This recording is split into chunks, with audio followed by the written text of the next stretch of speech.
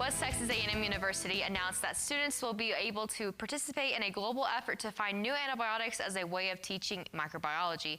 I was able to get a closer look.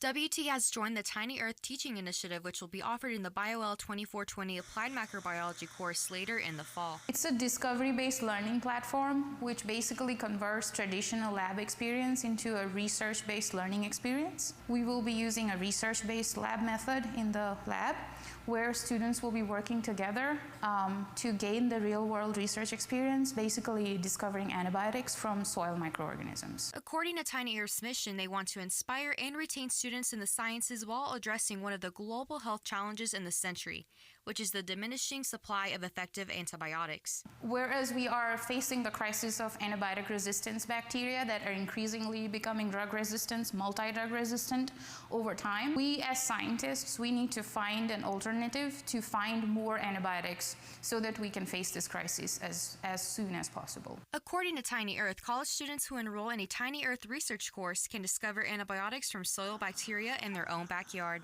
They will be starting out by collecting soil samples from across the campus and from across the panhandle, and they'll be isolating microorganisms from that. Microbes in soil themselves naturally produce antibiotics. So the goal of this curriculum is to student-source antibiotic discovery, so that students work together, dig soil, isolate microbes, and find out whether they're producing novel antibiotics or not. After students dissect their discoveries in the soil, the results will be recorded in the Tiny Earth database, which will assist in the antibiotic discovery.